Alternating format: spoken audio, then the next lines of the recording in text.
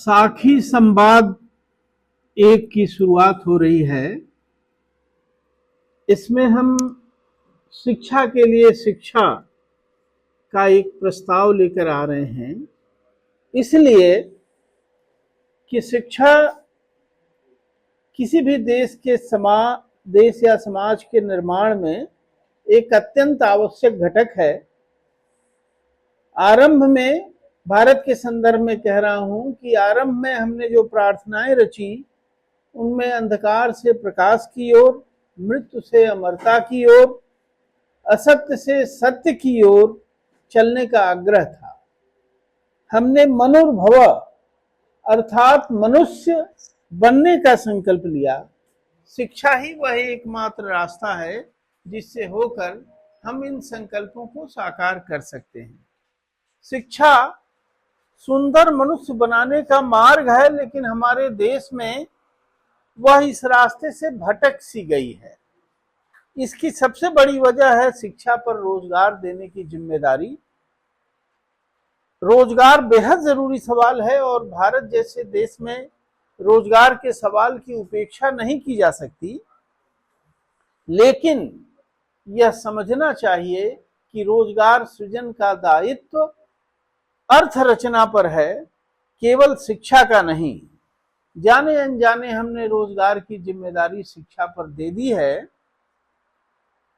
शिक्षा रोजगार परक होनी चाहिए, इससे बात शुरू होकर हुई और रोजगार प्रमुख होता चला गया, शिक्षा गौण होती चली गई।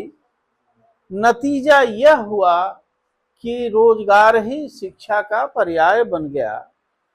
फिर तो शिक्षा पर रोजगार का दबाव इस कदर हावी हुआ कि वह न तो रोजगार दे पा रही है और न ही शिक्षा। शिक्षा के बड़े बड़े केंद्रों में जाइए तो वहां बड़ी बड़ी डिग्रियां मिलेंगी, बड़े बड़े ओहदे मिलेंगे, लेकिन शिक्षित मस्तिष्क नहीं मिलेंगे। हमारे विश्वविद्यालय और शिक्षा के बड़े केंद्र समाज को शिक्षित मस्तिष्क देने की क्षमता से वंचित हो गए हैं। यह बात एक चिंता का विषय है।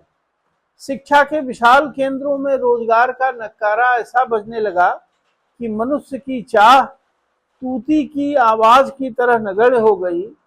शायद यही महसूस करके हमारे पाठ्यक्रमों में मूल्य शिक्षा के पाठ शामिल किए गए, लेकिन हमने वह राह पकड़ ली कि हमारे मूल्य का अर्थ दाम होकर रह गया। दाम माने प्राइस। शिक्षा तंत्र की सबसे बड़ी विफलता यह हुई कि मनुष्य होने की गरिमा का क्षरण हुआ। मनुष्य की गरिमा का निर्धारण उसके मानवीय सद्गुणों से नहीं, बल्कि उसके पद, आमदनी और उसमें निहित शक्तिमत्ता या सत्ता से होने लगा। इस सत्ता या की ताकत के लिए होड़ मची हुई है। इसमें सफल होना ही सबसे बड़ा मूल्य बन गया है। यदि यहां सफल नहीं हुए तो जीवन व्यर्थ है जैसी धारणा बद्धमूल हो गई। शिक्षण और कोचिंग संस्थानों से मिलने वाली आत्महत्याओं की खबरें इसकी पुष्टि करती हैं और इससे पता चलता है कि मनुष्य की गरिमा का ह्रास किस तरह से हुआ है कि किसी लेवल पर संवेदनशील युवा अपने प्राणों को भी नष्ट करने में उसे संकोच नहीं होता। बिल्कुल ठीक बात है कि राज्य और राजनीतिक दल की व्यवस्था है कि वह रोजगार के सवाल को प्रमुखता से संबोधित करे। भारत जैसे देश में, जहां की एक विकराल या विशाल जनसंख्या है, वहां बेरोजगारी का सवाल एक विकराल सवाल है। इसको संबोधित करना राज्य का कर्तव्य है, लेकिन औपचारिक शिक्षा को भारत की जो अत्यंत व्यक्तिवादी और महत्वाकांक्षी लोग हैं, उन्होंने औपचारिक शिक्षा को एक तरह से पटरी से उतार दिया है। जो उसका मूल काम है, मनुष्य निर्माण, उससे वह वंचित हो गई है। पृथ्वी और उस पर मौजूद जीवन के सभी संभव रूपों का अनादर करने में अब संकोच नहीं होता। पशु पक्षी जानवर मछलियां नदी पर्वत पहाड़ पठार सब संकट में हैं। धरती का तापमान बढ़ता जा रहा है, इससे विभिन्न प्राणियों सहित मनुष्य का जीवन संकट में पड़ गया है। आवश्यकता एक ऐसी शिक्षा की है जो इन सबके प्रति एक कृतज्ञ और करुणापूर्ण मनुष्य का निर्माण करे। ऐसे में समाज के जागृत नागरिकों की साझा जिम्मेदारी है कि वे शिक्षा के बुनियादी सरोकारों को आगे करते हुए समानांतर शैक्षिक उपक्रम की रचना करें, जहां सत्य को खुले मन से और निर्भय होकर स्वीकार करने की गुंजाइश हो। ज्ञान अथवा सत्य कोई ठोस या अपरिवर्तनीय वस्तु नहीं है कि एक बार मिल गया तो मिल गया। यह एक सतत विकसनशील प्रक्रिया है, इसलिए शिक्षा को भी विकसनशील और गतिशील बने रहना चाहिए। हमारे समाज में एक ऐसी आंतरिक शक्ति रही है जो विपर्य के हर दौर में वैकल्पिक आकाश का सृजन करती रही है, जिसमें मनुष्य होने की प्रतिष्ठा सर्वोपरि हो सके। पिछले अनेक शताब्दियों में संत भक्त कवियों ने मनुष्य होने को प्रतिष्ठा दी।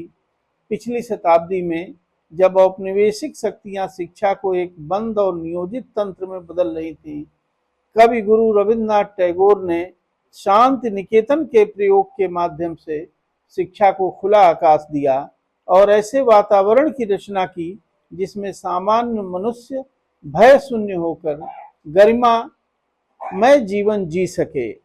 इसी तरह महात्मा गांधी ने सेवाग्राम की स्थापना की और जिसमें मनुष्य के श्रम को मनुष्य के निर्माण के लिए बेहद जरूरी है, यह बात उन्होंने बताई। आज एक बार फिर जरूरत है कि संतों और संत कवियों की संततियां शिक्षा को रोजगार की बधे बधाए दायरे से बाहर ले आएं और मानवीय गौरव को पुनर्प्रतिष्ठित करने की दिशा में आगे बढ़ें। इन्हीं संकल्पों के साथ शिक्षा के लिए शिक्षा संवाद शुरू किया गया है और हम सब जो संवादी इसमें शामिल हो रहे हैं, जिस भी रूप में शामिल हो रहे हैं, वक्ता के रूप में, श्रोता के रूप में, सब एक वैकल्पिक शिक्षा के केंद्र के निर्माण के बारे में